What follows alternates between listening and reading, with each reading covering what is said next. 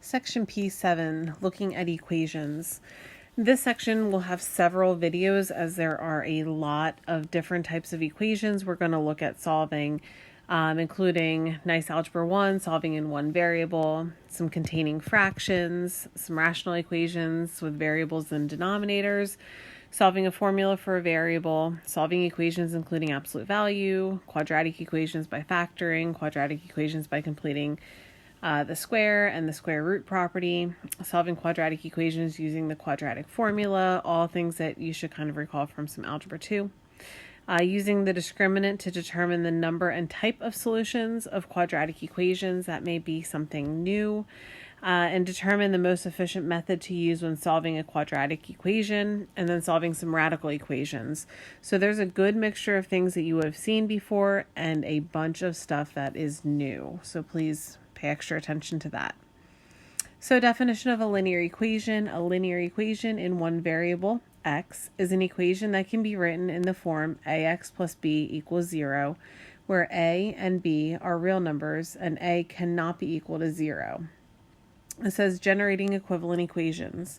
An equation can be transformed into an equivalent equation by one or more of the following operations. Step 1. You can simplify an expression by removing grouping symbols and combining like terms. Step 2. Add or subtract the same real number or variable expression on both sides of the equation. Step 3. Multiplying or dividing by the same non-zero quantity on both sides of the equation. And step 4. Interchanging the two sides of the equation. All this sounds nice and easy. The first example will be, but please bear with it as it does get a little bit more pre-calcish. So, solving a linear equation, you simplify the algebraic expression on one side by removing grouping symbols and combining like terms, collecting all the variable terms on one side and all the numbers or constant terms on the other side, isolating the variable and solve, and checking the proposed solution in the original equation. So let's try a nice easy one, and then we'll get into some of the more difficult ones. Solving a linear equation, solve and check. So step 1, simplify the algebraic expression on each side. So when looking at these, we know we have some parentheses, we have a number on the outside, so we need to do some distributive property. So 4 times 2x is going to give an 8x plus 4 is equal to, on the other side we have 29, and then we distribute out that 3. We have a 6x and a minus 15. From here, you want to collect collect variable terms on one side and constant terms on the other. So you could simplify this up a little bit before you do that, so that 8x plus 4 was equal to a 29 and a minus 15 leaves us with a 14 plus 6x.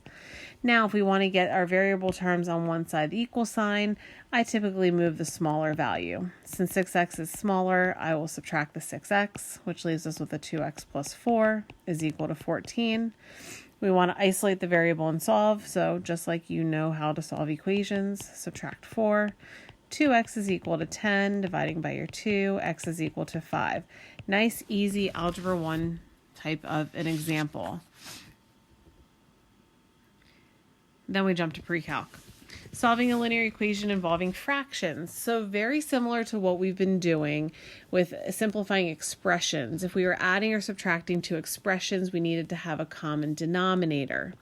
In this case, we have a fraction is equal to a fraction minus a fraction, and we have x involved in two of those fractions. So what we're going to do is we're going to not just find what the least common denominator is, but we're going to eliminate fractions by multiplying through by that common denominator. So if we were to look, we have a 4, a 14, and a 7, and we need to figure out what would be a common denominator of all of those. Well, let's see. 4, 14, and 7 looks like 28 would work for all of those. The least common denominator is going to be 28. Now, I could turn all my fractions into a denominator of 28 and have ugly fractions to still work with, but this says we're going to multiply both sides of the equation by that number 28, by our LCD. So that means we are going to take each side of the equal sign and multiply by 28, and that's going to help us eliminate some of these fractions. 4 goes into 28 7 times, so now we're taking and multiplying 7 by x minus 3. That's going to equal. We look on the other side. I have a 14 with simplified 28 down to a 2, so 2 multiplies by 5. to give us 10. Now, in terms of my 7 goes into 28. That would be 4 times. So 4 has to multiply by this expression. But I do have a minus sign out in front of it. So minus 4 times that expression, x plus 5. And now I have a nice, easy problem that would be an Algebra 1 type problem and no more ugly fractions. So go ahead and simplify that down. We'll distribute out our 7. So 7x minus 21 is equal to 10. Distribute out that minus 4. So we have a minus 4x and a minus 20. Combine some like terms. So we have a 7x minus 21 is equal to 10 take away 20. We're left with a negative 10 and a minus 4x. Let's move that 4x over by adding it. So it leaves us with 11x minus 21 is equal to negative 10. Adding 21, we end up with 11x is equal to 11 and x is equal to 1. Now they do say you could always take and plug that back in for your variable and solve it to make sure that it works. Checking answers is always a good skill to do. So what happens if we're solving rational equations? So it says we solve the equation, our x minus 3 over 4 equals the 5/14 minus x plus 5 over 7. We were solving a linear equation with constants in the denominators. It says a rational equation includes at least one variable in the denominator. So now we have an x plus 3 as a denominator, an x minus 2, and an x squared plus x minus 6. And so if we're looking to figure out what our least common denominator is, we have to find all of our factors of the denominators. Well, obviously we already have an x plus 3, we already have an x minus 2, but we need to kind of figure out what our factors of the x squared plus x minus 6 are. And we kind of always hope that the factors of that are what are already in those other two fractions. So if we were to simplify that down, multiply to make 6 and subtract to make 1, well, that's going to be an x and an x. Multiply to make 6 is a 2 and a 3. Subtract to make a positive 1, so we're going to have a positive 3 and a minus 2. And hey, those are the same two denominators that we already have. So now, being able to use this, it says we see that x cannot equal, well, what are going to be some of our exclusions?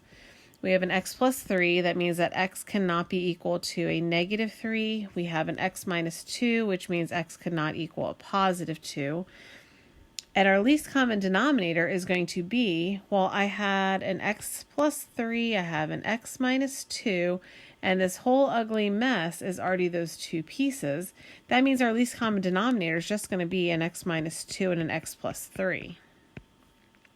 So now it says that we will use this denominator to clear the fractions in the equation. So we're not changing our denominators into that same value because we really don't want fractions.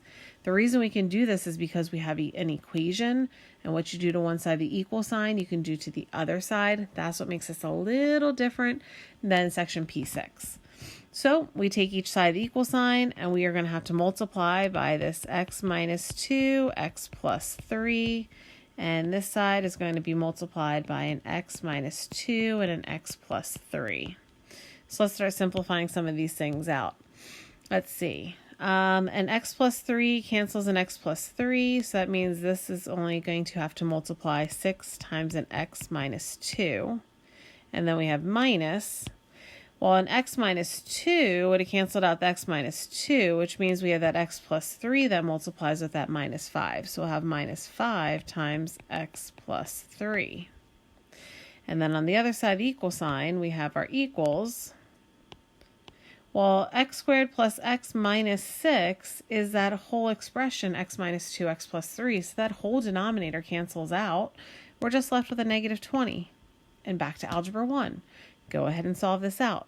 So if I were to distribute out my 6, distribute out my negative 5, we have a 6x minus 12 minus 5x minus 15 equals our negative 20, and simplify that down. 6x minus 5x leaves us with x.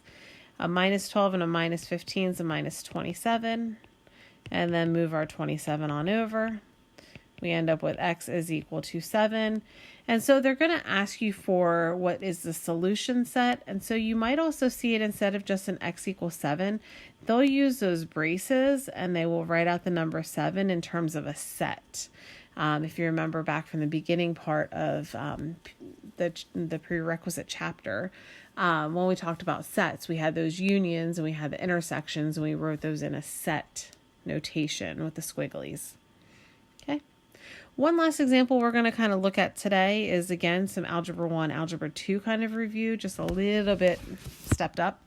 So it says solving a formula for a variable. You might need to isolate a variable, but you have a bunch of variables going on. So it says solving a formula for a variable means rewriting the formula so that the variable is isolated on one side of the equation. So in this case, they want us to solve this ugly equation for Q. 1 over P plus 1 over Q equals 1 over F. And we need to get Q all by itself. Well, if I look at Q, Q is on the denominator, which means I can't really do much to isolate a denominator. I can only isolate a numerator. So that means the first thing I want to do is kind of go through the same process when we had these ugly fractions. We still want to find our least common denominator. So in this case, our least common denominator is just going to be the product of all of those denominators. So we're going to have a P, Q, F as our least common denominator. So what we're going to do is we're going to multiply each side of the equal sign by PQF and PQF. So now if I go about simplifying, the P would cancel the P, which means that QF times 1 is going to give me a QF. And then my Q cancels my Q, which means I have PF that's going to multiply by 1. So that's going to be a PF. On the other side of the equal sign, we have an F that cancels the F. We're just going to be left with PQ. Now, our goal is to get Q all by itself. Well, right now I see Q in two spots. I see a Q on the left and a Q on the right, which means we want to get all the Q's together. So that means we are going to move a QF over to the other side of the equal sign. That way we can start isolating that Q. So PF is going to equal PQ minus QF. Now, if I want to get Q all by itself, Q is in two pieces, which means that there's a common factor of Q. If I take Q out, that means I can get a P minus F left over. And my goal is to get Q all by itself. Well, how do I get Q by itself? I undo the multiplication of P minus F, and I do that by dividing by P minus F. That means Q all by itself is going to equal P times F divided by P minus F. And that might be one of those examples. Rewind it a little bit, look at it again, let it sink in. You will get there.